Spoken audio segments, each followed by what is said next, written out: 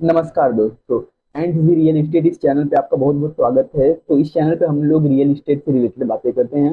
Real estate से मतलब जो भी एस्पेक्ट्स रियल एस्टेट से आते हैं हम लोग सब उन टॉपिक्स को कवर करते हैं। तो इस वीडियो में आज हम लोग बात करने जा रहे हैं अफोर्डेबल हाउसिंग। इंडिया में जो अफोर्डेबल हाउसिंग है, उसकी जो अफोर्डेबल हाउसिंग होता है ना, वो इंडिया में बहुत मेजर चैलेंज है इंडियन गवर्नमेंट के लिए।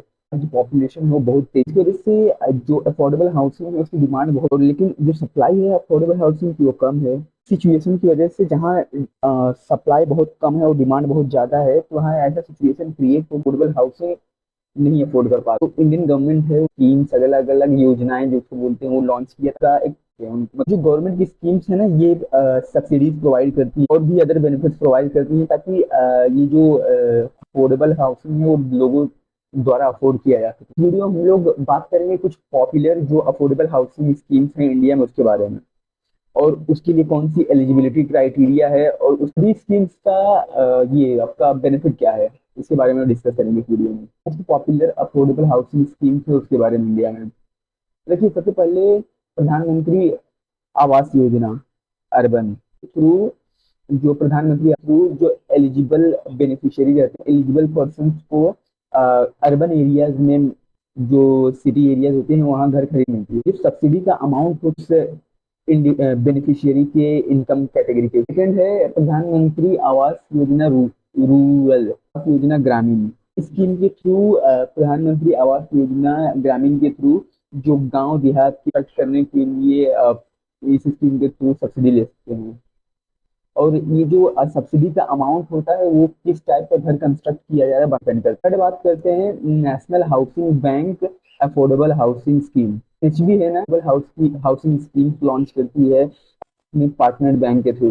ये जो एनएचबी द्वारा स्कीम्स होती है ये बेनिफिशियरी को सब्सिडी देने में हेल्प करती हैं, भी अलग अलग बेनिफिट्स प्रोवाइड करती हैं एलिजिबल बेनिफिशियरीज को। बात करते हैं कि एक एलिजिबिलिटी क्राइटेरिया का होता है कि आप, जिससे आपको पता चले कि आप उस स्कीम में एलिजिबल हैं। जो एलिजिबिलिटी होता है अफोर्डेबल हाउसिंग के लिए, वो अभी कुछ एक जनरल एलिजिबिलिटी होता है। सबसे पहला एलिजिबिलिटी क्राइटेरिया है अफोर्डेबल हाउसिंग के लिए, अफोर्डेबल हाउसिंग क्लेम कर वो एक इंडियन सिटीजन हो। दूसरा है कि उसके पास, उस पर्सन के पास कोई जो बेनिफिशियरी है उसको उस बेनिफिट, उस स्कीम में जो भी इनकम क्राइटेरिया रहेगा उसको, जो बेनिफिशियरी रहे रिक्वायरमेंट्स होते हैं उसको भी सेटिस्फाई करना पड़ेगा। फॉर एग्जाम्पल जेंडर और एज। बात करते हैं कि जो अफोर्डेबल हाउसिंग स्कीम्स है इंडिया में उसकी वजह से आपको क्या क्या फायदे मिल सकते हैं। अफोर्डेबल हाउसिंग जो स्कीम है उसमें बहुत सारे फायदे मिल सकते हैं। उसमें से पहला सब्सिडी मिल सकती है और दूसरा होम लोन इंटरेस्ट पे करें। इसके अलावा हाउसिंग में अप्लाई करेंगे, अगर आप एलिजिबल रहेंगे तो आपको प्रायोरिटी लिस्ट पर। और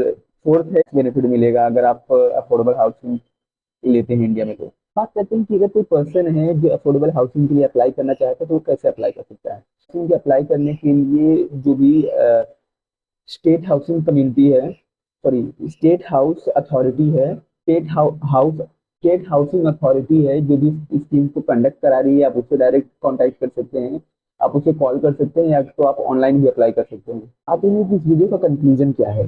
देखिए, जो अफोर्डेबल हाउसिंग स्कीम इंडिया में है ना, वो बेस्ट तरीका पीपल्स के लिए घर खरीदने का। अगर आप अफोर्डेबल हाउसिंग के लिए एलिजिबल हैं, मैं आपको बोलूंगा कि आपको अप्लाई करना चाहिए। अफोर्डेबल हाउसिंग है एक ग्रेट, इंडिया में खुद का एक ओनरशिप लेने का, इंडिया में अपने नाम का घर लेने का एक बेस्ट तरीका है अफोर्डेबल हाउसिंग। मैं आपको कुछ टिप्स बता देता हूँ कि हाउसिंग के लिए अप्लाई कर रहे हैं। सबसे पहले तो आप उस अफोर्डेबल हाउसिंग स्कीम के बारे में पूरा डिटेल में जानेंगे कि उसकी एलिजिबिलिटी क्राइटेरिया क्या है, और सब आप एलिजिबिलिटी क्राइटेरिया को फॉलो कीजिए। सेकेंड है कि आपको जो जो डॉक्यूमेंट्स रिक्वायर्ड होते हैं, इनकम प्रूफ से लेके आइडेंटिटी प्रूफ, राशन कार्ड, मतलब जो भी डॉक्यूमेंट उस स्कीम के लिए रिक्वायर्ड रहेंगे वो आपके पास रेडी रहेंगे। जो भी आपका एप्लीकेशन फॉर्म रहेगा उसको टाइम पे सबमिट करना है। जो भी फॉर्म को सबमिट करेंगे आप उनको फॉलो अप लेकर क्या हुआ प्रोसेस में। अफोर्डेबल हाउसिंग के ऊपर, अफोर्डेबल हाउसिंग के लिए रिगार्डिंग कोई भी क्वेश्चन है आपको तो आप कमेंट भी करेंगे। तब तक के लिए